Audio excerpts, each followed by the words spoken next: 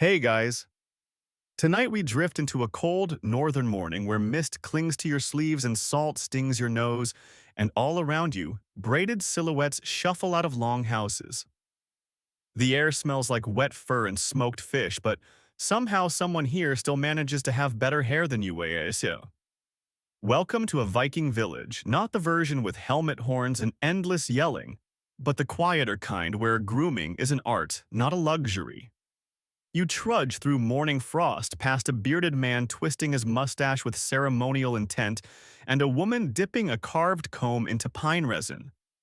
You probably won't survive this not because of violence, but because your travel shampoo wouldn't stand a chance. So before you get comfortable, take a moment to like the video and subscribe, but only if you genuinely enjoy what I do here. And hey, post your location and local time in the comments. I like imagining where all your sleepy heads are tuning in from.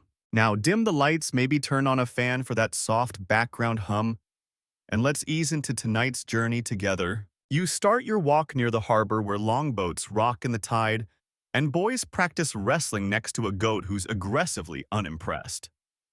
The men around you aren't gearing up for battle today. They're inspecting one another's braids, checking beard symmetry, and casually judging nail length. One young man, barely 20, gets called out for uneven fringe, and you swear his ears turn red from shame. Welcome to a place where hair isn't just vanity, it's class, gender, piety, and prestige, all wrapped into a single shiny strand. Mainstream fact time. Viking combs, often made of bone or antler, are among the most common artifacts found in Scandinavian graves. Yes, that's right. These warriors of saga and steel were buried with their grooming kits as if to say, I may be dead, but I'm not going to meet Odin with bedhead. One quirky detail you weren't expecting. Some of those combs had tiny carrying cases like ancient medieval hair pods. They came engraved, sometimes even inlaid with silver, or decorated with interlaced patterns more complex than your IKEA instructions. Historians still argue whether these grooming habits were strictly practical or heavily ritualized. Some suggest that combing hair was part of religious purification, especially before battles or feasts. Others argue that it was just good old-fashioned vanity, layered over with a touch of pre-Christian symbolism and social pressure. If your hair was greasy, people would notice and not kindly. You duck into a weaving house where flax is spun, and gossip is the strongest currency. A woman with silver rings in her braids gestures you over to help brush wool fibers. You do poorly. She laughs, but not unkindly. Then she begins recounting a tale of her cousin who lost a marriage proposal over a comb full of lice. You nod solemnly, though inwardly you wonder how many romantic expectations have been dashed throughout history over itchy scalps. Outside, a pair of teenage boys argue over whose hair looks more like Thor's. One has taken the time to twist tiny runes into his side braid.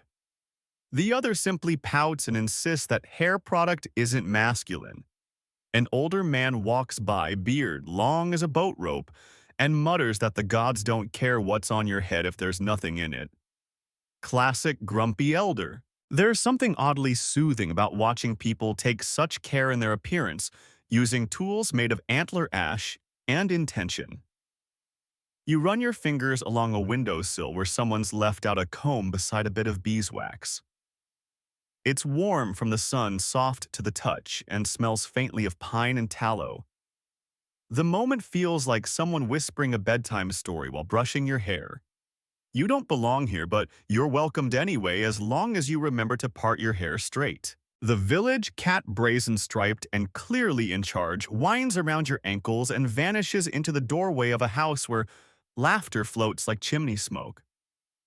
Someone inside is reciting a saga.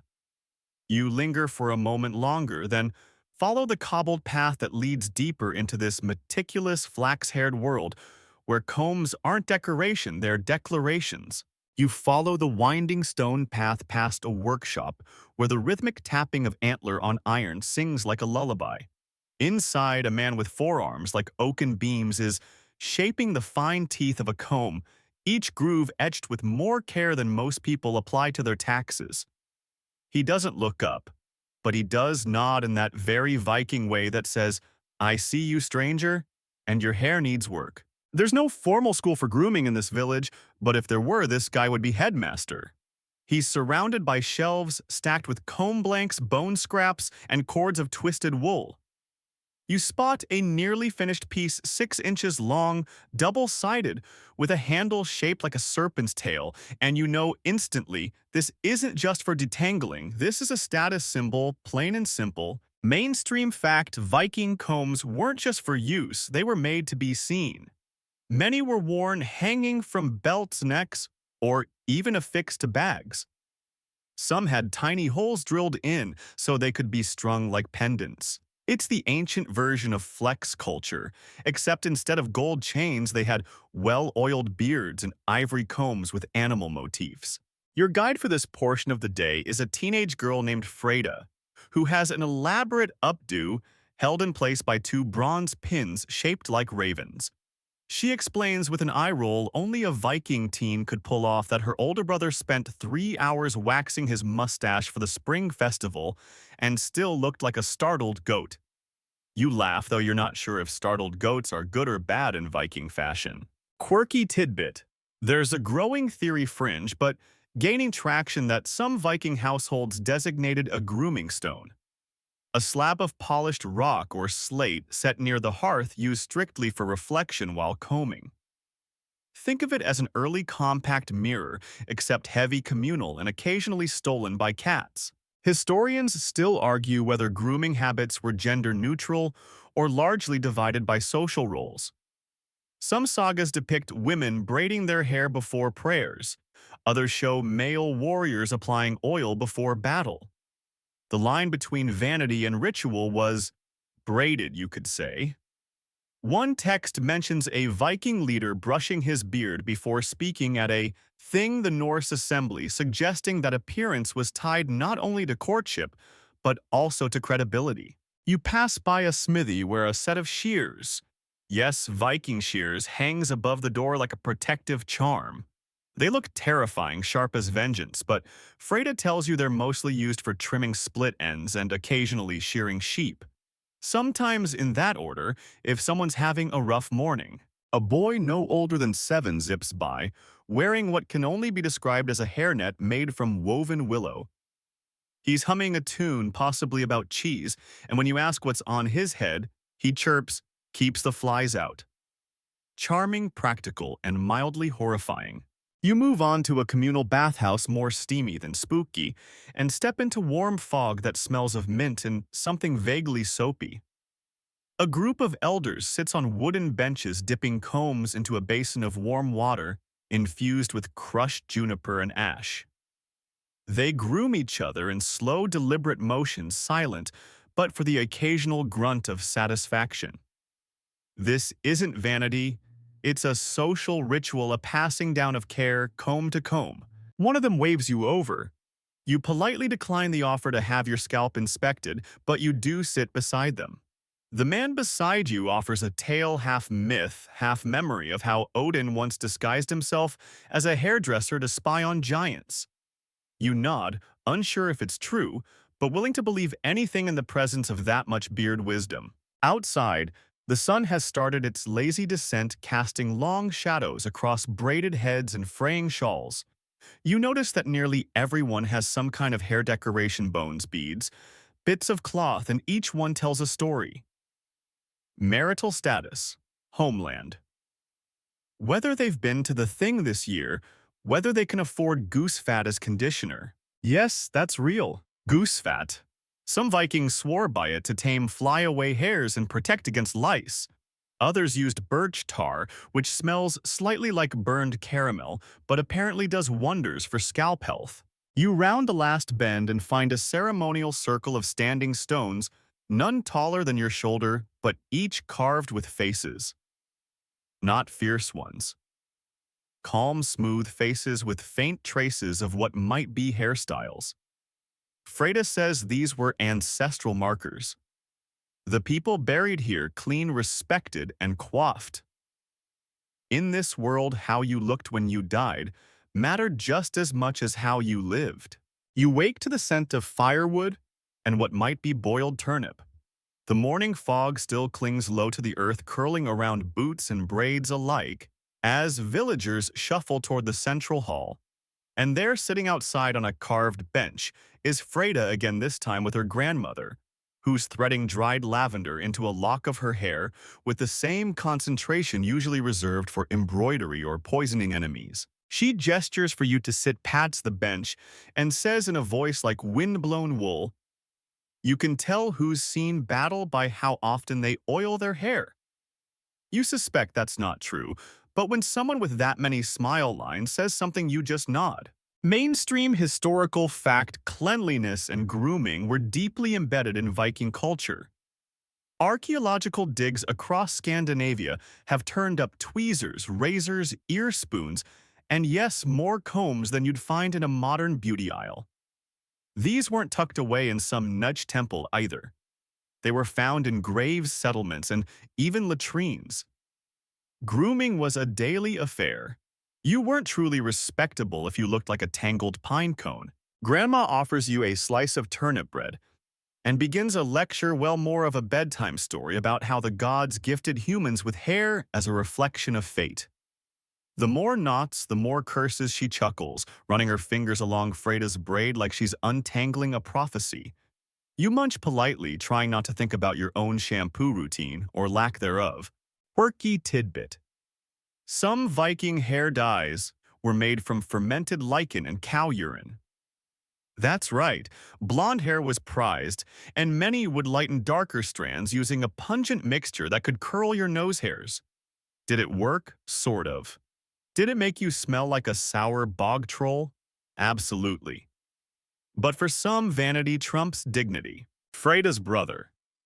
Yes, the one with the startled goat mustache arrives frowning as he picks bits of straw out of his beard. Apparently, he fell asleep in the hayloft again. He mutters something about squirrel sabotage and begins re-braiding his beard using a fishbone as a comb.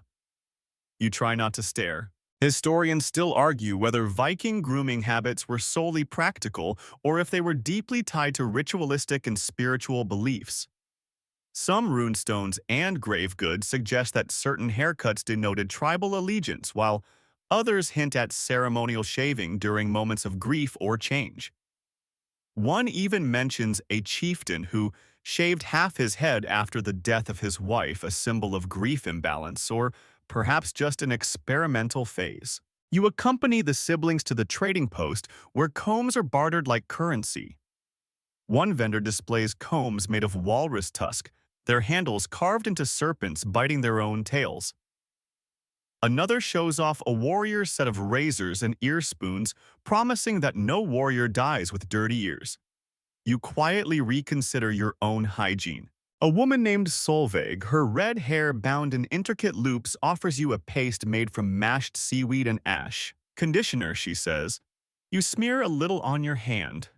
It feels like the world's first face mask and smells like fermented optimism. Not terrible. You duck inside the trading hall where the air buzzes with low conversation, the thunk of iron, and the whiff of wet wool. At one stall, a jar of goose grease with flecks of lavender sparkles in the firelight, like something sold at a medieval farmer's market. The merchant insists it adds shine, repels insects, and wards off gossip. You buy a jar, just in case. Someone bumps into you, an elderly man with perfectly twisted sideburns and a carved comb tucked behind one ear. It's a family heirloom, he whispers proudly. My grandfather used this before battle. He said the gods wouldn't recognize him otherwise. Outside, a crowd gathers by a frozen pond. It's shaving day, apparently. Men sit on stools while others carefully shear beards, mustaches, and brows into patterns that frankly rival modern runway trends. You watch someone shave a lightning bolt into his temple and feel slightly underdressed. Then, a ceremony. New adults, those who've come of age, step forward and receive their first personal grooming kits. Each contains a comb, a tweezers set, and a small mirror polished from obsidian. One girl starts crying. You assume it's joy or maybe relief that she no longer has to share with her 3 brothers. The air turns chillier, the sky bruised with incoming snow. You and Freda walk back to her grandmother's home, each footstep crunching on frozen moss. She hands you a comb, plain oak smooth to the touch. You've seen our secrets now. She grins. Might as well look the part. You pocket the gift and step inside where a fire crackles and the scent of juniper fills the air again. You realize something as you sit in this world. Hair isn't just hair. It's language, status, family, memory. And sometimes it's just goose fat and vanity. The fire sputters softly as you settle in for the evening comb still warm from your pocket. Outside, wind whistles between longhouses, tugging gently at the drying lines, where tunics flap like sleepy sails. Inside, Freda's grandmother, whose name you finally learn is Astrid, has begun brushing out her own waist-length hair with a comb so old its teeth have been worn smooth. You count 5 runes carved into the handle. You don't ask what they mean, she wouldn't tell you anyway. By the glow of the firelight, you catch glints of bronze pins and twisted silver beads woven through her braid. This one's for the summer I survived the eel feast, she tells you. You nod, unsure if that's a metaphor or just deeply traumatic cuisine. Mainstream historical fact. Viking women often adorned their hairstyles with beads, pins, and intricate coils, each with symbolic meaning. Some marked marital status. Others denoted clan loyalty or even the number of children one had born. And hair itself wasn't always left on the head. Locks were sometimes cut and buried with the dead as tokens of love or loyalty. It wasn't just style, it was legacy. You pick through a small chest she's opened, filled with grooming tools of every shape, bone combs, horn tweezers, and an obsidian shard that still shows your reflection in a shadowy blur. You imagine a young Viking looking into that same shard before a raid, adjusting her braid, checking her earring, and muttering, "This is my war face." Fierce but moisturized. Quirky tidbit. Vikings may have used lye soap made from ash and animal fat to clean their hair, which would leave it squeaky, and occasionally a little too pale. In fact, some written accounts describe the Norse as unnaturally blonde. The soap, while great for killing lice, could strip color faster than a midlife crisis and bleach hair to a ghostly flaxen hue. Astrid leans back and muses, "You know, when I was your age, it took me half a day to get my bun to hold." She demonstrates by whipping her hair into a gravity-defying knot that might double as a weapon. You make a mental note never to underestimate the aerodynamic potential of a Viking elder. Historians still argue whether these elaborate grooming habits were common among the entire population, or mostly reserved for wealthier Vikings and those in urban centers like Birka or Hedeby. While rural folk surely cleaned up too, the archaeological concentration of beauty implements tends to cluster near trade hubs, suggesting that style, like most things, may have followed the money. Outside, the wind dies down. You walk toward the bathhouse led by Freda, who has decided it's time for your proper initiation. She hands you a small pot of something green and sticky. "Sea clay. It pulls the evil out," she explains. You don't ask what the evil is. You already know it's probably your pores. The bathhouse is no Roman spa, but it has its own charm. Steam curls from a stone structure ringed with thatched roof and hollow logs where water has been poured over heated rocks. Inside, the smell is part pine, part smoke, part something faintly fishy. You decide not to dwell. Other villagers sit on benches scrubbing limbs with bark or dipping ladles into tubs of water so hot it makes your eyebrows sweat. A small boy shrieks as cold water is dumped over his head. "He'll thank me when he's older." His mother shrugs. You doubt that. You find a seat and begin applying the clay, which is surprisingly soothing.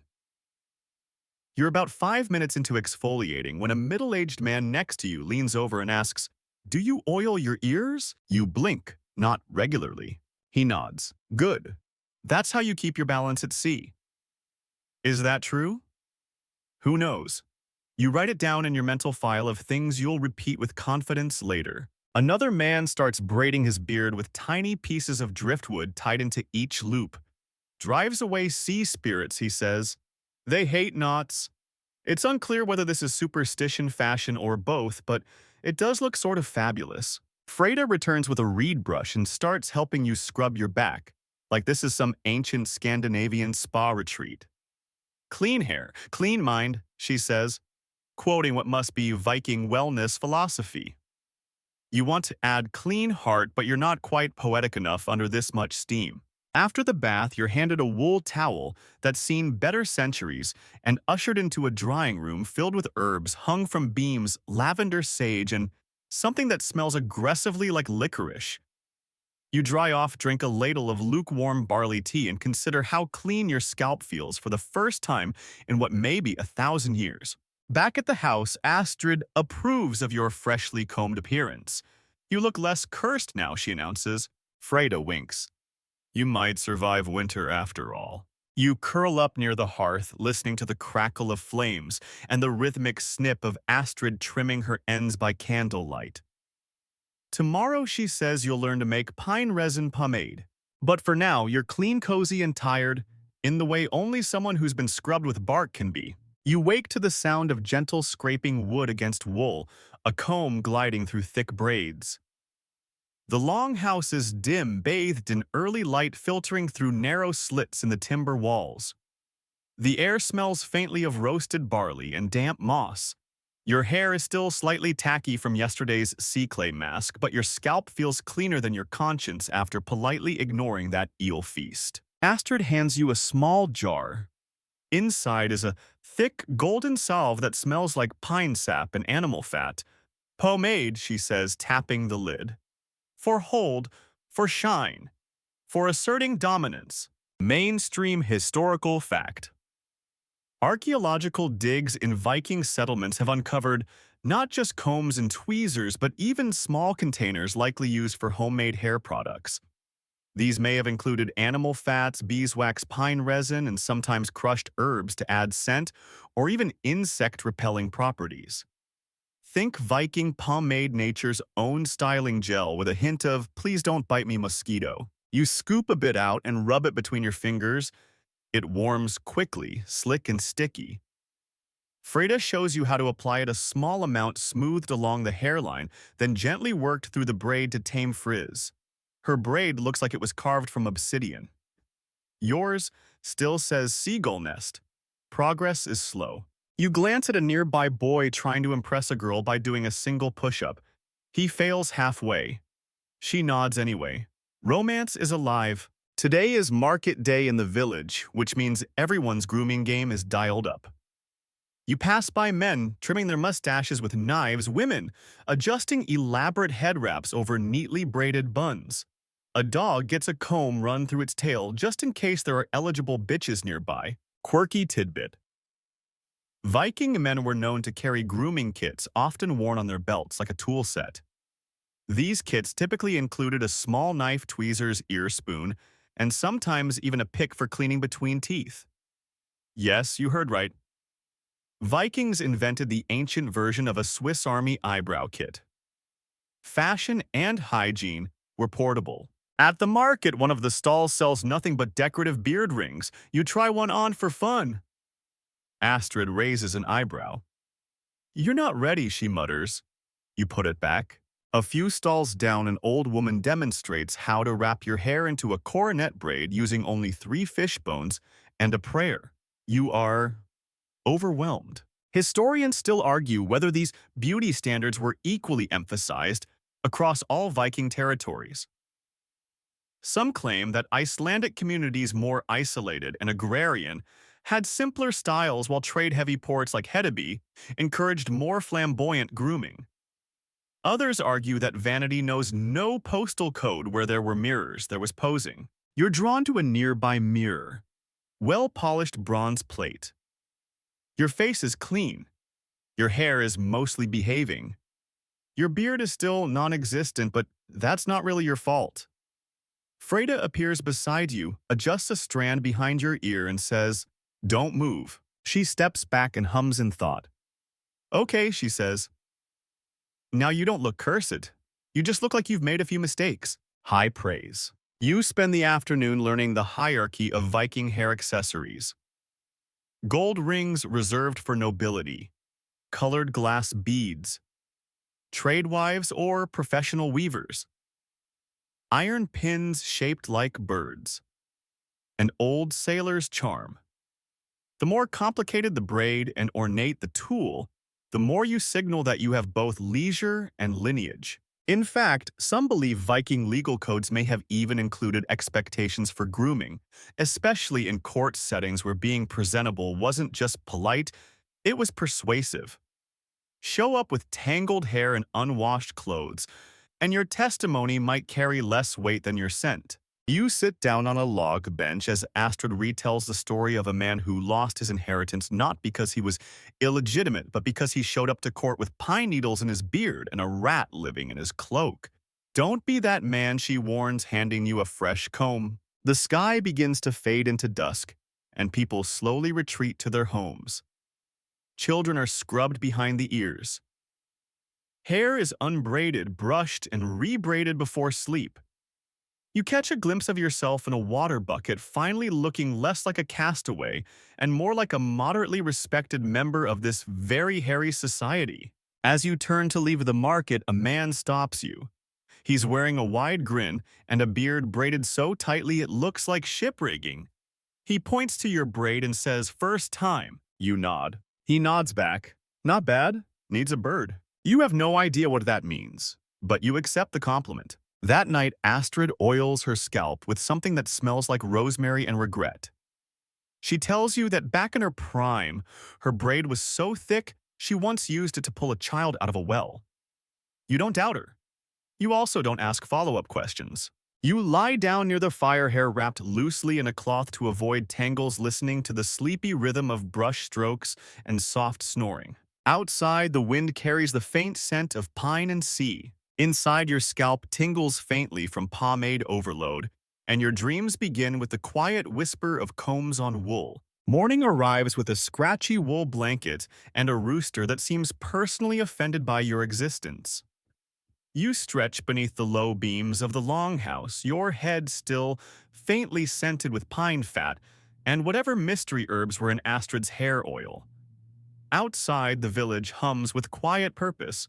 Laundry being beaten clean, chickens complaining about everything, and the telltale swish of water splashing from wooden buckets. You step outside and the cold air hits like a slap from a sea spirit. It's laundry day, which in Viking culture means a social gathering, a little gossip, and a whole lot of wringing out linen with hands red from cold stream water. Mainstream historical fact. Vikings took hygiene surprisingly seriously. Weekly bathing, usually on Laugardagur, or literally bath day, was common especially in Scandinavia. They often bathed in hot springs or warmed water in cauldrons, and cleanliness was associated with social rank and respectability. So much for the dirty barbarian myth. You join a group down by the river where the villagers are washing garments, rinsing cloaks, and sometimes, let's be honest, accidentally losing socks to the current. You're handed a tunic that smells faintly of pickled herring and shame. Time to scrub. Next to you, Freda is working a stubborn stain out of her sleeve. She eyes your technique, tentative dabbing, and mutters, "You scrub like a monk with a hangover." She's not wrong. Quirky tidbit. Viking soap wasn't just for washing bodies. It was often a high alkaline concoction made from wood ash and animal fat, meaning it could double as hair bleach. There's ongoing debate as to whether some Viking men intentionally lightened their hair and beards to match their ideal of beauty. Blonde apparently was always trending. Historians still argue whether this hair bleaching was purely aesthetic or had a secondary purpose such as warding off lice. Some believe the ash content helped with parasites, while others say it was a fashion flex meant to dazzle both gods and humans at feasts. Whatever the reason, peroxide wasn't involved, just a whole lot of lie and dedication. You glance around and notice how many villagers have sun-kissed hair even in the middle of a Scandinavian winter. That's no accident. Even toddlers have suspiciously golden tufts, and one grandmother has silvery blonde braids tied into a looped crown. She glares at you and flicks suds off her fingers with precision honed by decades of disapproval. The riverbank becomes a symphony of routine swish, slap, twist, ring. Behind you, someone sings a soft song about flax and heartbreak. You're not sure if it's a love ballad or a warning against marrying a textile merchant. Eventually, a young man with impeccably clean hands approaches with a wooden bucket full of crushed herbs. He tosses them into the rinse water and explains scent matters. No one wants to smell like turnip stew all week. You inhale the new aroma juniper yarrow and a hint of mystery leaf. Better than eau de sheepfold anyway. You pause to rest watching as a girl braids her friend's hair by the water's edge, expertly weaving in strands of wool dyed deep blue. The color matches the ocean and your jealousy. Decorative braiding wasn't just for vanity, it signaled wealth skill, and in some cases, marital availability. Your current braid screams village intern. Freda eyes your efforts, then wordlessly redoes your part down the center of your scalp. It's not an insult, it's survival. As the laundry dries, the group moves on to clothes mending. You sit beside Astrid, who hands you a bone needle and challenges you to repair a torn tunic sleeve. It's shaped like a question mark. Your seam somehow becomes a spiral. You pretend this is intentional. Decorative, you mumble. Nearby, an older man recounts how he once lost a court case over an unwashed cloak. Everyone nods like that makes perfect sense. That's when the comb polisher arrives. Yes, really. She carries a small leather pouch filled with grooming tools made from bone, antler, and horn. She sets up a mat and offers touch-ups for chipped teeth on combs, hairpin repairs, and strangely mustache-shaping consultations. One man requests a battle braid that apparently intimidates goats. Fringe fact. Viking burials often include combs and grooming items. Archaeologists have found carved combs in both men's and women's graves, some so ornate they likely served ceremonial or status purposes. Keeping your hair tidy wasn't just about looking good in life, it meant showing up presentable to the afterlife too. You trade a fishbone charm for a quick comb polish and receive a nod of respect from the artisan. It gleams like moonlight now. It still smells like goat, but at least it's a shiny goat. By sundown, the village smells faintly of soap, pine, and ambition. Garments hang like prayer flags across fences and lines. Hair is rebraided. Scarves are tucked. Pomade is reapplied in strategic streaks. People are ready to be seen. You wander back toward the longhouse, your scalp a little raw. Your tunic still damp under the arms, but your confidence unusually high. As you reach for the latch, Freda pats your shoulder and says, "If the gods saw your laundry today, they'd probably chuckle and pass." You take it as a compliment. The fire crackles inside. The smell of toasted barley and stew fills the air. You settle down clean and brushed and braided, feeling oddly prepared for whatever strange Viking hair-based judgment may come tomorrow. By the time morning frost settles like powdered sugar on the rooftops, your hair is miraculously still intact. You stretch your arms beneath a pile of woven furs and blink at the ceiling, now familiar in its slightly smoky wood slat charm. Somewhere in the distance, a goat sneezes. A rooster screams. Someone drops a bucket and swears quietly in Old Norse. Viking village mornings have a rhythm, and today the tempo is gossip. You emerge into crisp air to find a group already gathered around the central fire pit, sipping something suspiciously thick. Turns out, it's fermented whey. It tastes like regret and feet. You drink it anyway because hydration is hydration. The topic of the day.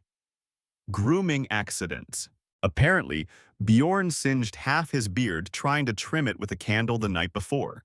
His partner has now instituted a no open flames near facial hair rule, which honestly should have been obvious. Mainstream historical fact. Vikings didn't just care about hair on their heads. Beards were serious business. Grooming kits often included beard combs, small scissors, and even tweezers. In fact, being clean-shaven or precisely trimmed could signify youth or readiness for courtship, While long beards were often associated with age wisdom or spiritual gravitas, unless you got too close to the cooking fire. Across the village square, a small boy is watching his father carefully sharpen a blade used exclusively for mustache maintenance. It's called a skigox, literally beard axe, though historians argue whether it was a real tool or just poetic overstatement. Either way, no one's handing it to you. Quirky tidbit. Viking poetry frequently referenced hair. Some verses used braids as metaphors for fate or storm clouds. One Icelandic saga even claims a warrior refused to fight until his braid was properly knotted with sealskin ties. Priorities clearly. As you walk past the woodworker's stall, you spot something odd. A row of carved combs with notches along the side. They're not just for detangling, they're counting combs, each notch marking a trade or favor owed. Hair and debt, the carver says with a wink. Both hard to untangle. Historians still argue whether these multi-purpose combs were used for simple record-keeping or served as tokens of social contracts. Some scholars even believe certain patterns conveyed secret messages between lovers or rivals, an early form of Viking texting, but with more splinters. You're ushered over to a loom where a woman named Inga is weaving a sash with dyed threads the color of moss bloodroot and goosefoot berries. Hairbands, she says plainly, for warriors, for weddings, for throwing at someone during arguments. She hands you a strand to braid. You botch it, obviously, but Inga doesn't seem to mind. We all start somewhere. I once braided a squirrel tail into my cousin's hair by mistake. You nod solemnly. That tracks. Nearby, someone is rehearsing insults. Yes, insults about hair. Turns out Viking verbal duels or flyting often focused on hygiene and grooming. If you wanted to ruin a reputation, you didn't talk about someone's battle losses, you questioned their dandruff. One man yells, "Your beard looks like a raven nested in spoiled cheese," and the crowd cackles with delight. Another counters, "At least mine doesn't smell like a fermented otter." This is high art, apparently. You're pulled into a demonstration of Viking hairstyling for ceremonial events. There's a trial-and-error attempt to mimic a goddess's braid from a carved amulet, which involves a lot of muttered counting, untangling, and rebraiding. It ends with a triumphant, albeit slightly crooked masterpiece that resembles a cinnamon roll made of flaxen rope. The younger girls tie beads into the ends of their braids, each color symbolizing something: green for good harvest, red for protection, blue for loyalty, and white for moonlight dreams. You try to pick moonlight dreams, but are informed it's reserved for people who haven't spilled stew on their tunics twice in 1 week. Fair enough. You notice that those with high social status wear their hair high, literally coiled and pinned with bone combs, amber clasps, and even small silver plates if they're feeling fancy. The higher the hair, the closer to the Allfather, perhaps. As twilight nears, the fire is lit again, and combs are passed around like wine goblets. You see men grooming one another's beards in comfortable silence, women rebraiding locks with practiced fingers, and children threading ribbons through horsehair dolls. It's not vanity, it's ritual.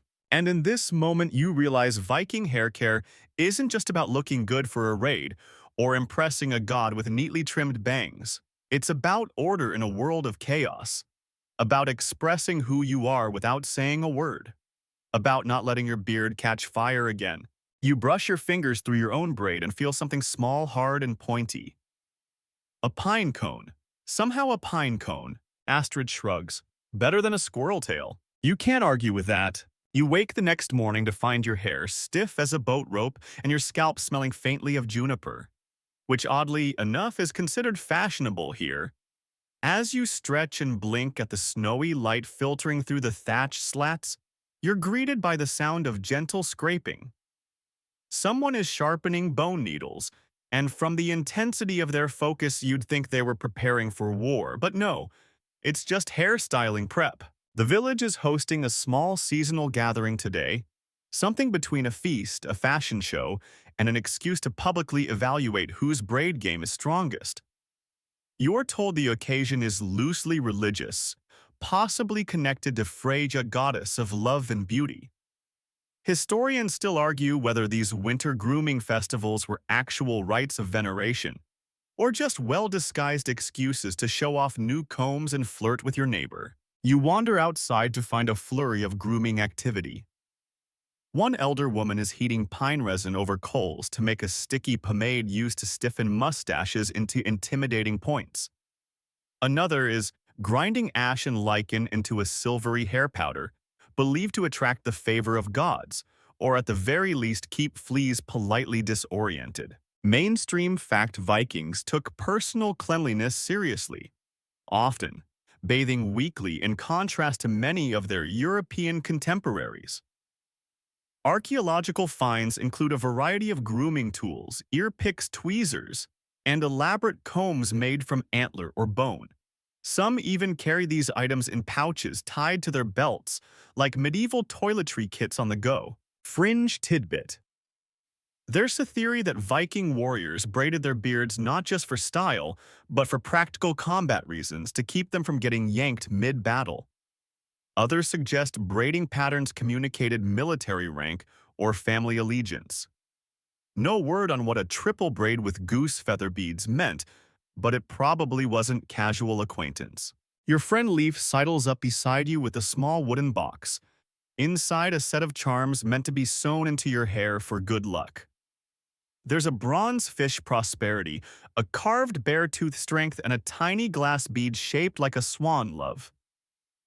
You're offered one. You choose the swan. You're feeling romantic today, or maybe just hungry. You're quickly recruited into the braid circle, a cozy huddle of villagers forming a human hairdressing assembly line. One person parts one person, braids another, applies oil, and someone else mutters encouraging rhymes about patience and lice prevention. It's oddly comforting, like being part of a sleepy barbershop quartet with axes.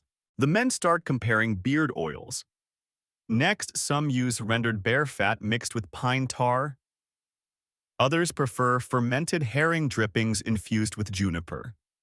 One brave soul claims sea urchin slime gives his beard a glorious sheen. No one argues because, frankly, he smells terrifying. Meanwhile, the village storyteller is reciting a saga about a woman who braided her enemy's fate into her hair, one knot per grievance. After 7 knots, her rival dropped dead in a thunderstorm. You ask if it's metaphorical. The storyteller grins. Probably. You catch sight of the local blacksmith combing his beard with a heated iron fork, which he insists gives it the right curl. He looks like an angry sheep. You decide not to comment. By midday, your scalp is a fragrant museum of natural substances, spruce oil, crushed berries, and something mossy. A little girl ties a strip of dyed rabbit fur into your braid for flair, whispering, "Now you look important." You do not, but you thank her sincerely. Historians still argue whether Viking hairstyles changed significantly between settlements in Iceland, Norway, and the Danelaw. Some believe each region developed distinct preferences for parting pattern and ornament. Others insist that grooming styles were more a matter of individual expression, like ancient Norse TikTok trends that never caught on outside the fjords. A nearby elder claims she once saw a warrior braid his beard with shards of obsidian before battle. For protection, she says, and for intimidation. Nothing says stay back like a chin full of knives. You nod gravely. It does sound effective, and also like a poor choice for drinking soup. As the sun lowers, villagers begin forming a semicircle around the central fire, which now glows with lavender-scented branches. It's time for the ceremonial comb offering, an annual tradition where everyone throws an old or broken comb into the flames while making a wish. You're handed a splintered little antler comb and told to wish for something clean. You toss it in and hope for a future with fewer knots and maybe a better hairline. The evening wraps with laughter, braiding contests, and warm honeyed drinks poured into little clay cups. You sip yours while a woman brushes her daughter's hair, singing softly in Old Norse. You don't understand the words, but the meaning is unmistakable. Care patience, connection woven quite literally, strand by strand. You head back to your bedroll as the stars blink on like fireflies trapped in the firmament. Your braid pulls a little, but you leave it in no way you're undoing all that effort. Plus, you're told it'll keep dreams from slipping out too early. And tonight, dreams are welcome. You awaken to find your hair still tightly braided, although one side appears to be gently tugged into the shape of a question mark, courtesy of your sleep posture or perhaps a curious cat. Someone left a folded square of linen beside your bed with a smear of birch sap and a single goose feather tucked neatly into the corner. No note it, us, see. You decide it's either a love token or an accidental napkin. Outside, the day is crisp, the kind of morning where even the chickens strut like they've got appointments. You follow the scent of smoked fish and burnt onions to the longhouse where breakfast includes flatbread trout paste and something that might be yogurt but could also be aggressively fermented cheese. You brave a bite. It fights back. You're told that today's village agenda involves a hair trading market. Yes, a literal exchange of locks, braids, and decorative clippings. You trail behind the group, your own head beginning to feel like it has cultural currency. Historians still argue whether such hair exchanges were purely ornamental or if they signified alliance protection or even low-level sorcery. Honestly, it sounds like the Norse version of a friendship bracelet, but itchier. The market is set up in a ring of woven mats and polished stones. On display, bundles of chestnut curls, braids with dyed tips, tufts of flaxen fringe wrapped in wool thread. You watch as two men negotiate a trade. One offers a thick red braid in exchange for a trio of raven feather clips. It's the quietest bartering you've ever seen, punctuated only by the occasional sniff test or comb pass. A mainstream fact for your inventory. Viking graves sometimes contain locks of hair wrapped in cloth or preserved in beads. Whether as mementos of loved ones or magical charms, these strands were intentionally included. Meaning hair wasn't just vanity, it was symbolic memory, portable identity, and maybe even spiritual USB storage. Nearby, a teenage boy presents a hairstyle of prophecy, his words not yours. He claims that tying 3 knots behind the left ear ensures a successful fishing trip. He also says this only works if you don't tell the fish. You nod solemnly and promise to keep the secret. You spot an older man braiding his horse's mane with equal care, mumbling softly about keeping bad luck from the river. He explains that unkempt manes invite jealous spirits, especially those who drown during winter crossings. The fringe theory. Some Vikings believed hair acted like antennae for divine influence, meaning your style might literally attract good or bad vibes. You make a mental note to never wear your hair like a storm cloud. A small crowd forms around a stone platform where a woman demonstrates battle braiding techniques, tight, durable styles designed for helmets. She teaches the audience how to secure braids with melted beeswax and sturdy twine, joking that loose hair is a liability unless you're trying to distract an opponent with your flowing glory. She's easily the most popular person in the market. A young girl sidles up to you and shyly offers a strip of blue-dyed wool, explaining that if you braid it into your hair, it helps with memory. You accept, of course. It's not like you're trying to win this Viking haircut contest, but if you were that extra pop of color wouldn't hurt. Mainstream archaeologists acknowledge that Viking combs were among the most commonly found artifacts, more widespread than weapons in some digs. The attention to grooming wasn't just about vanity. It reflected hygiene, ritual, and maybe even a way to distinguish friend from foe. After all, only a fool would raid with dandruff. You join in a quiet ritual where villagers gather around the river to wash their hair, with a mixture of wood ash and glacial runoff, an ancient shampoo substitute.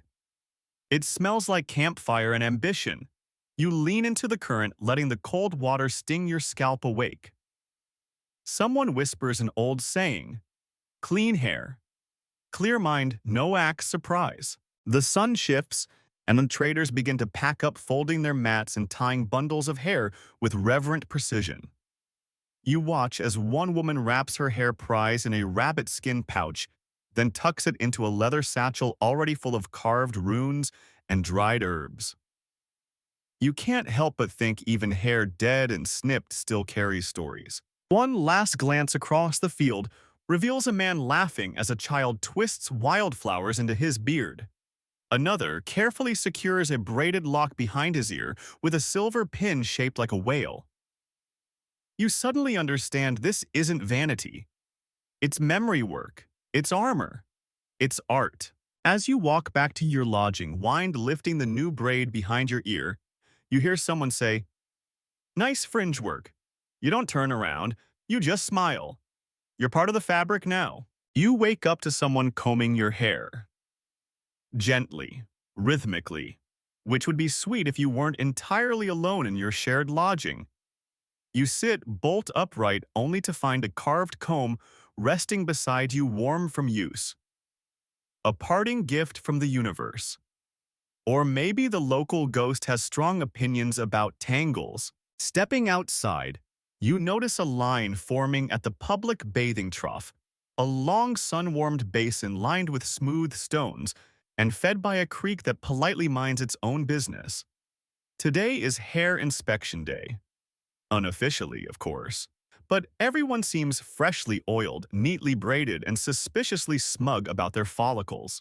You join the procession where everyone is pretending not to judge each other's grooming. A man 2 people ahead turns slowly to reveal a triple-loop braid pinned with tiny fish bones. You silently vow to outbraid him by sunset. Historians still argue whether Viking grooming was a form of competitive social signaling or simply a well-established hygiene routine in otherwise muddy lives. Either way, the stakes today feel oddly high. There's even a rumor that the Jarl himself will do a pass-through and nod approvingly at the shiniest scalps. A mainstream fact: Viking combs weren't made from cheap stuff. Many were carved from antler or whalebone, elaborately decorated and stored in leather pouches like sacred relics. People carried them everywhere like historical AirPods, but for your part line, you're guided to a small bench by a stern older woman who introduces herself only as the unbraider. Her job, apparently, is to undo whatever chaos people inflicted upon their own heads before someone redoes it properly. "Too tight," she mutters, tugging at your temples. Hair shouldn't scream. She uses a clay bowl of goose fat and ash conditioner and hums a lullaby that sounds like something wolves would sing to the moon. You're not entirely sure you don't doze off. When you blink awake, your hair is magnificent. Braided, glossed, adorned with bits of amber and a single crow feather positioned just so. You walk around as if wearing a secret crown. Even the goats seem impressed. A child asks if they can touch your braid for luck. Another compliments the feather, then adds that it probably means you belong to the north winds now. You're unsure whether to feel honored or cursed. Someone begins telling a tale about the braid of betrayal, a cursed style said to have unraveled during a duel leading to the warrior's untimely fall into a pig pen. Never twist counterclockwise on a Tuesday, the storyteller warns.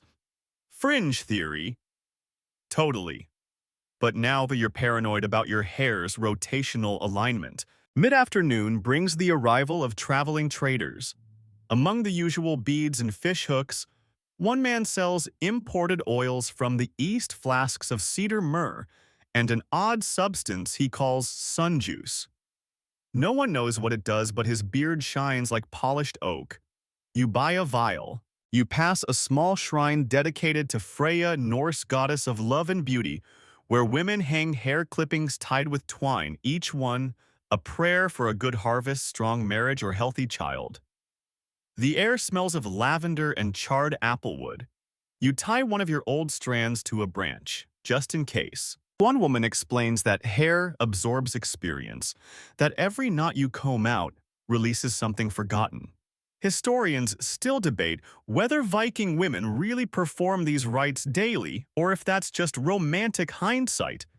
But standing there, wind tugging softly at your braid, it all feels too real to dismiss. As dusk approaches, you help gather kindling for the evening's fires.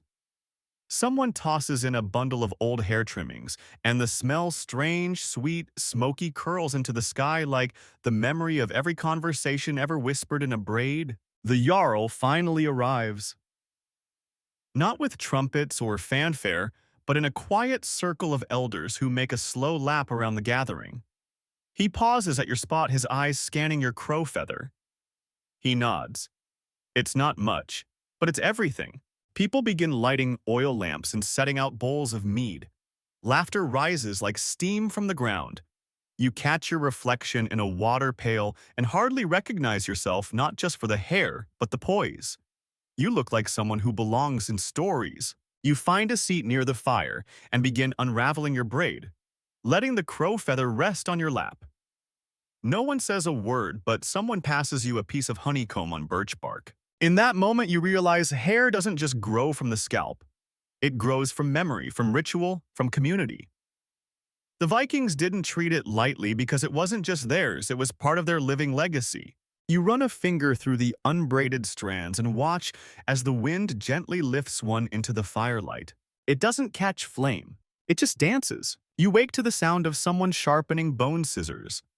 Not in a threatening way, more like a barber preparing for the morning rush. The fire has died down, and your once glorious braid now looks like a deflated festival banner. A woman approaches holding a horn mirror. Time to decide, she says with a grin. Are you trimming today or letting the wind do it for you? You blink, unsure if she's speaking literally or metaphorically. In Viking culture, the two are often the same. You sit on a low stool as she examines your ends with the precision of someone who's trimmed 1,000 battle braids. Split like a fjord, she announces, but salvageable. As she begins to snip, you notice several others lined up chatting casually, as if this were a village gossip post disguised as a grooming station. Which, let's be honest, it is. Vikings didn't have barber shops, but they had social trimming. Part ritual, part therapy, part fashion statement. A mainstream historical fact, grooming tools were commonly included in burial sites, even among warriors. Scholars interpret this as a sign that personal appearance and by extension hair wasn't a superficial concern but a spiritual one. The gods notice detail after all. The woman snipping your hair tells you she once cut the locks of a warrior who returned from a raid with 5 languages in his head and only 3 teeth in his mouth. He asked her to weave Latin into his hair. So I did, she shrugs. Or at least something that sounded like it. Historians still argue whether these kinds of stories reflect true linguistic fluidity among Norse raiders or just the exaggerated memory of people who wanted their neighbors to believe they could whisper to Roman ghosts. Your newly trimmed locks feel lighter as though you've shed the weight of last week's weather. The woman rubs your scalp with juniper oil and casually mentions it's also good for keeping spirits away. The dead hate minty freshness, she says. You don't ask for clarification. Across the clearing, a group of boys compete in hair flips, whipping their long blonde strands like dramatic sea serpents. One gets dizzy and stumbles into a bucket. Applause follows. You pass a merchant selling carved combs inlaid with ivory and glass beads. One design features tiny runes along the spine. You pick it up and trace the symbols which allegedly spell "never comb angry." A solid motto, honestly. A man beside you says his comb once predicted a rainstorm. You arch an eyebrow. I left it on my windowsill. It warped, then it rained. Obviously magical. Fringe belief, definitely. But now you're eyeing your own comb like it might forecast tomorrow's wind patterns. The woman who trimmed your hair returns with a piece of parchment. She's sketched your previous braid from memory. This way, if you want it again, she says with a wink. You didn't even know braid blueprints were a thing. Apparently among the Vikings, they were. Call it hair cartography. As the afternoon stretches into early evening, you find yourself caught in a group discussion about the merits of loose hair versus tied hair in battle. Some claim that unbound hair strikes fear into your enemies. Others argue that no one fears a warrior who can't see. A teenager claims that her aunt once scared off a thief by shaking her loose curls while screaming about frost giants.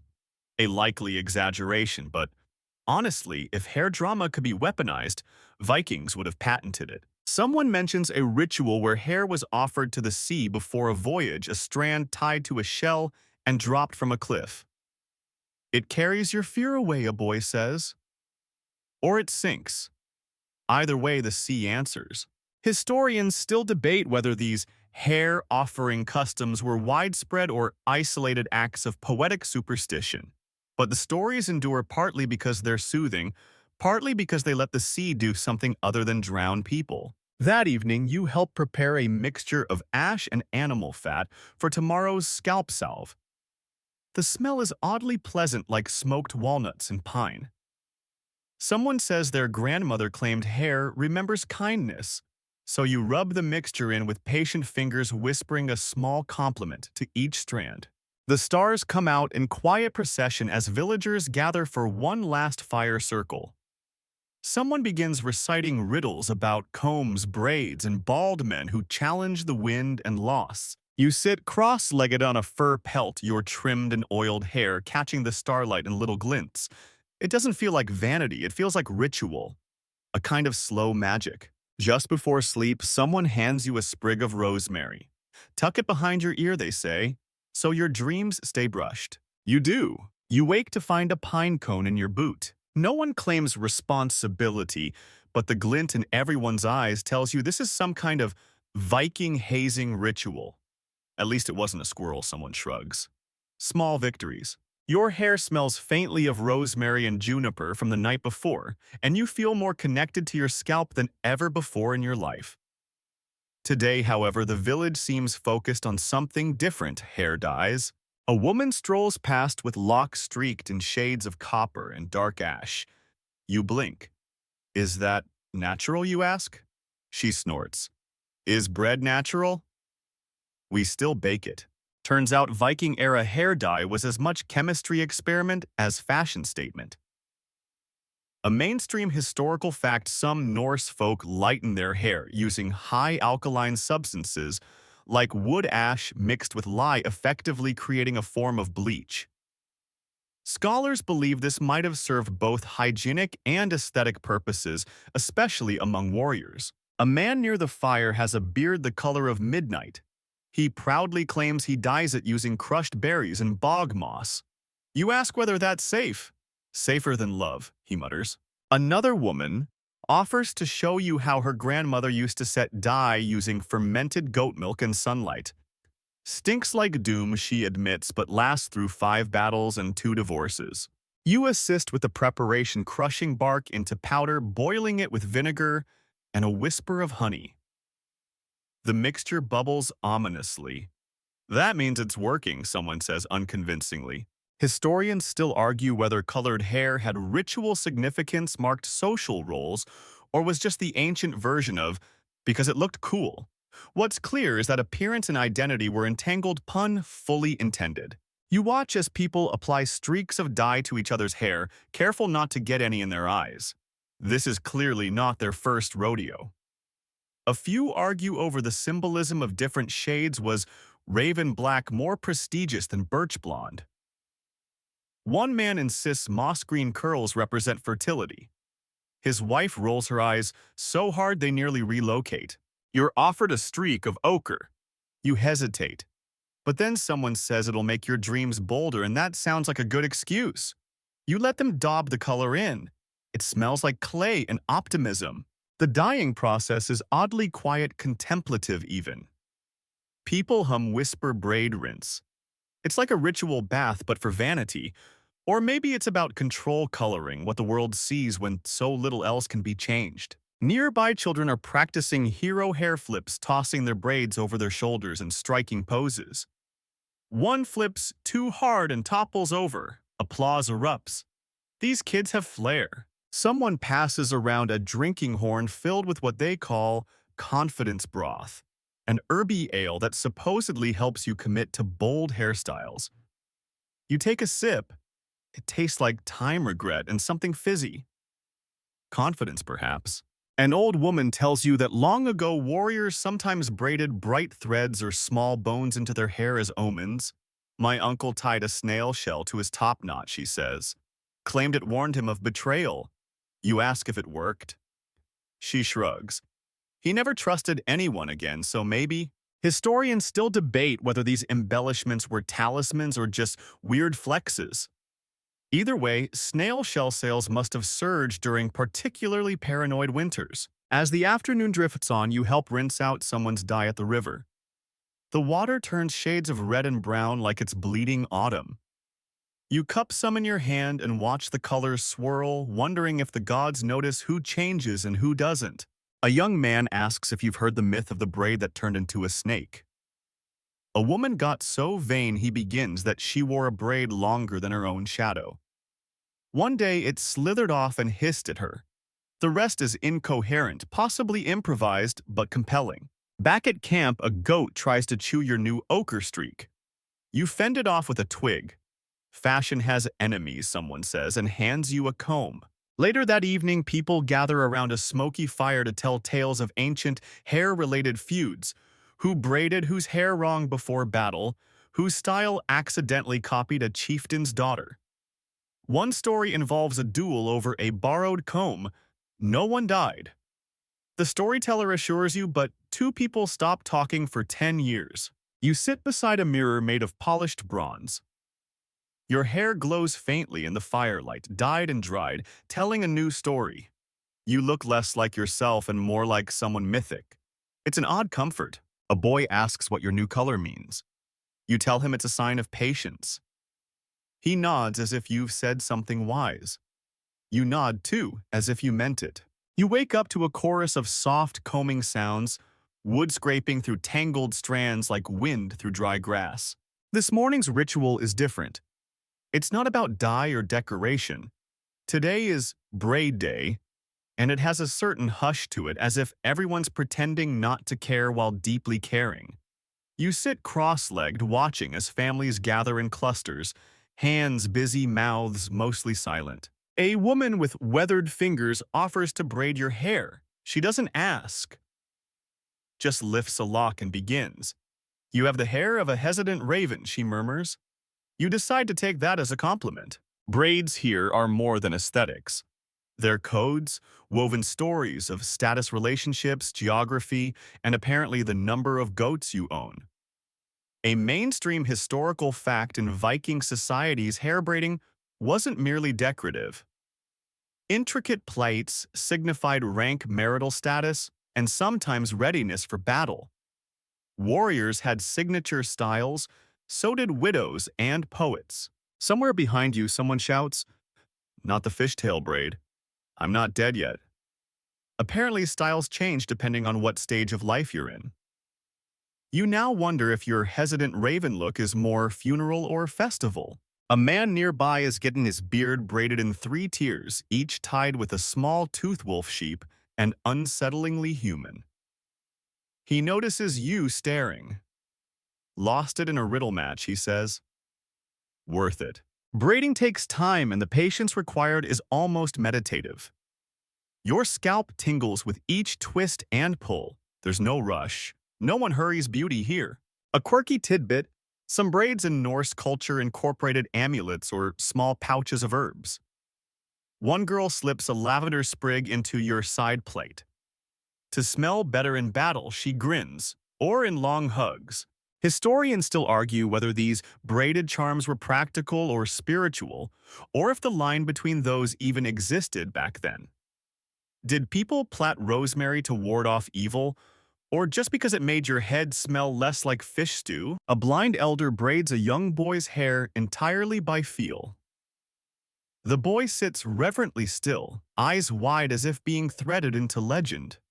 You hear the old man murmur stories as he works about sea serpents' hair that once turned to gold, and a woman who wove her anger into 27 perfect knots. By midday, the village looks like a living tapestry. Long rows of crisscrossed hair sway like banners, catching light and whispers. You see someone crying softly, either from the beauty or because someone tugged too hard. A friendly fight breaks out over which braid is the most heroic. One woman argues that the triple twist signifies bravery. Another says bravery is overrated compared to symmetry. A third proposes the "I'm just here for the mead" look. You back her silently. A woman approaches with a small jar. Beeswax and crushed pearl, she says. For shine and status. You ask if she's joking. Would I waste pearl powder on a joke? She asks, absolutely deadpan. You let her smooth it into your hair. It smells like mint and smugness. Suddenly, a group gathers near the longhouse for what they call the plot parade. This is exactly what it sounds like, people taking slow, deliberate walks so others can admire their hair from every angle. It's not competitive, but also very competitive. A child points at a braid shaped like a spiral. That's the dragon's path, he whispers. His father leans in. It also means she's from the northern fjords. You nod like you knew that already. A goat tries to eat someone's braided charm pouch. Again, goats are clearly the enemies of glamour. You overhear someone grumble, I miss when braids meant something. His partner replies, they still do. Just not to you. Cold, but braided. Later, an old man plucks his beard free of its braid. Time to unmake my past, he says, almost wistful. You wonder how much memory is knotted into hair. You wonder if unbraiding erases it. Historians still debate whether unbraiding rituals existed before death or significant life changes.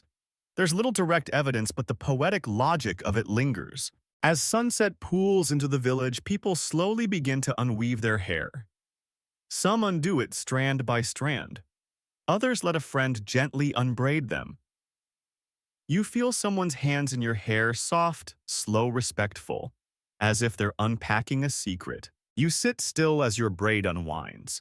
The lavender falls into your lap. You catch it and smile. Hair undone, wind tangling it anew. You feel both less adorned and more yourself. Someone passes you a carved comb. Keep it, they say, for the next time you need a story. You wake up with the comb still in your hand, the carved handle warm from your grip, and your hair gloriously wild, half a lion's mane, half a tribute to yesterday's braiding adventures. Around you, the village is quieter, like a tide pulling back before the next swell. Today is about tools. Not swords or shields or anything dramatic, just the silent, overlooked objects that make Viking haircare its own quiet empire. You follow the scent of sun-warmed wood and beeswax to a small structure by the stream. It's the barber hut, though no one uses that word. Inside, wooden shelves line the walls filled with combs, razors, tweezers, pins, clasps, and little ceramic bowls of herbs and oils. It feels like a sacred space.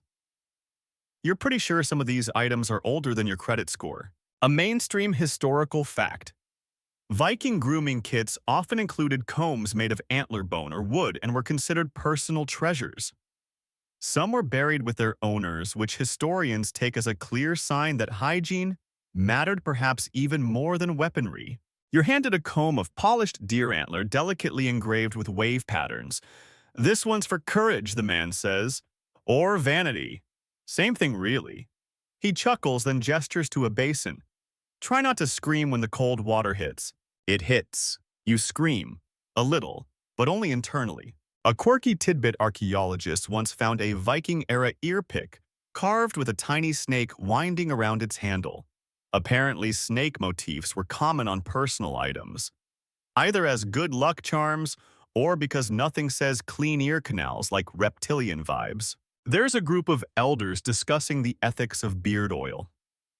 One swears by goose fat and pine resin. Another claims that only fermented juniper mist brings true shine. A third insists on just sweat and prayers. Historians still argue whether Viking grooming rituals were routine or ceremonial. Was combing a spiritual act?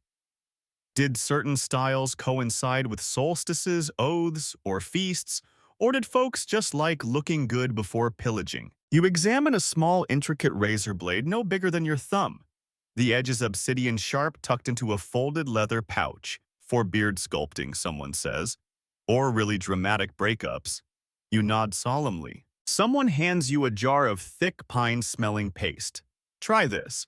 You'll either look regal or flammable. You go for it. The paste makes your hair stand like it's trying to catch birds. Someone claps. Battle hair, they say approvingly. A quiet moment you sit on a bench as a child combs her doll's hair beside you. Her comb is made from birchwood and her braids are lopsided but determined. She hums a song that might be ancient or made up just now. A group gathers for a demonstration on clasp forging. Hairpins, brooches, and beads are laid out like treasure. Each one has a story crafted from amber jet or imported glass. This clasp, a woman says, holding up a golden pin, was traded for a silk scarf from the East. You try not to visibly gasp. A fringe theory you overhear. Some believe Viking hair combs were used in rituals to summon wind, or at least impress sea spirits. No hard evidence, but the mental image of combing your hair to please Poseidon excellent. You test out a hair clasp shaped like a coiled dragon. It bites a little. That feels appropriate. Nearby, a man is having his scalp shaved in a design that resembles a longship. Navigation through follicles, he says smugly. Another counters with a beard etched to mimic runestones. My face tells fortunes, he claims. You decide not to ask what yours says. By late afternoon, a soft breeze drifts through the open walls, rustling the fringe on the woven curtains. You watch as one of the artisans oils his combs, then wraps them in fabric like they're sacred scrolls. A boy enters with a chicken perched on his head. No one blinks. You realize this isn't part of the hair care ritual, but the chicken seems deeply invested in the grooming process. You take a moment to breathe in the scent of pine beeswax and whatever mystery oil is in your hair now. It's oddly calming. You start to understand why personal grooming might have held such importance. It's control, beauty, identity, and the best gossip venue around. A woman whispers, "They say a bad comb breaks before a bad marriage does." You're not sure what that means, but it sounds like a great proverb to embroider on a pillow. The final activity is a silent combing circle. Everyone sits in a wide ring, brushing their hair in long, synchronized strokes as the sun dips below the ridge. The sound is like wind in wheat fields. And then someone sneezes dramatically into their beard. The moment is broken. Everyone laughs. The artisan from earlier hands you a tiny travel comb. "It remembers you now," he says. You pocket it. Outside, twilight settles like wool, and your hair has never looked better. You wake before dawn, the hearth embers whispering their last sighs, and a thin mist curling through the village like a lazy ghost. Outside, everything is velvet gray, the world not quite awake, not quite asleep. You stretch your hair, somehow still holding shape from yesterday's paste, which is either magic or a warning. This morning is for reflection. Not in a deep philosophical sense, though you are about to spend a lot of time staring into bowls of water, but more in the literal sense.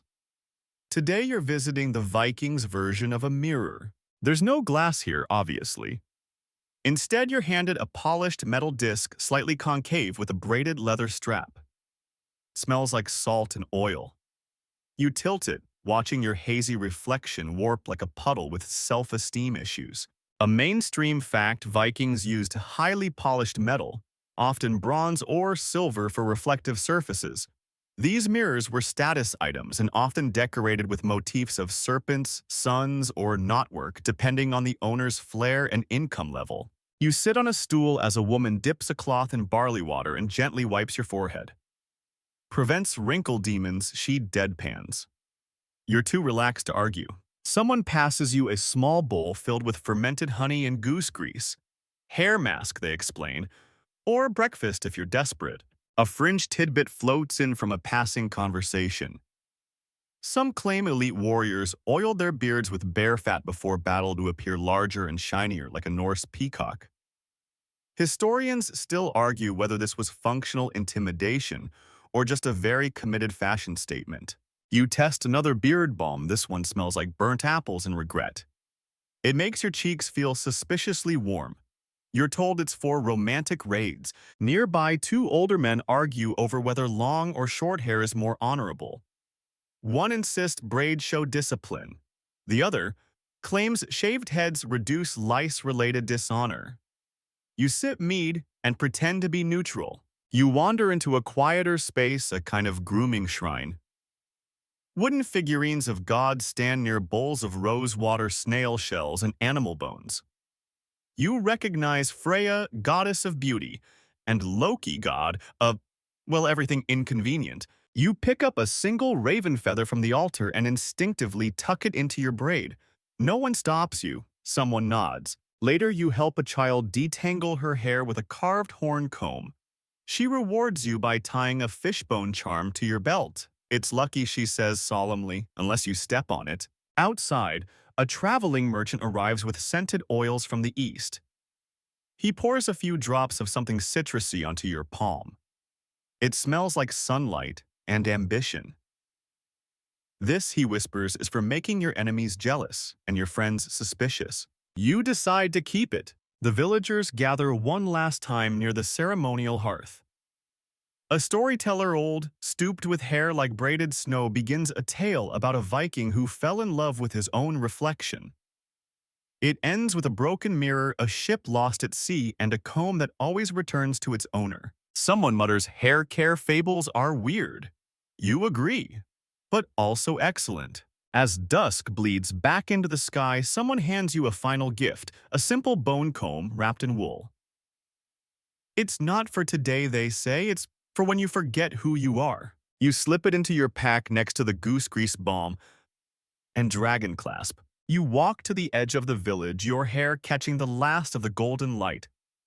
Behind you, the rhythmic sound of combing rises again like a lullaby in reverse. You smile because, of course, Viking hair care was serious. It wasn't vanity, it was ritual armor art. It was how you told the world I exist, and I've made time to braid that fact into being. The village fades behind you like steam off a winter lake. Your boots tread softer now, barely rustling the frost-kissed grass, as if even the earth agrees it's time to slow down. The sky has shifted from gold to mauve, and the stars, well, they arrive one by one like quiet thoughts returning home. You pause beside a low stone wall, dusted with moss. Your fingers still scented faintly with spiced oil and firewood smoke. Somewhere in the distance, a comb taps gently against a wooden bowl. The rhythm so faint now you could mistake it for your heartbeat. You breathe deep.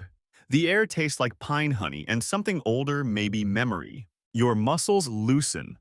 Your shoulders melt into the stillness, and even your thoughts begin to braid themselves into softer patterns. No more warriors, no more arguments over beard oil. Just silence and a sky full of hush. A soft breeze rakes the tips of your hair like a hand that means no harm. It carries with it one last scent, mead smoke, rosemary. And sleep. You sit, or maybe you don't. Time bends here. The bone comb rests in your palm. You don't use it. You just hold it, as if it remembers you. You are calm. You are quiet. You are ready to drift. Let the distant fire crackle. Let the stars press their cool hands to your forehead. Let the story end, but gently. And if dreams come, let them come slowly like braids undone by candlelight.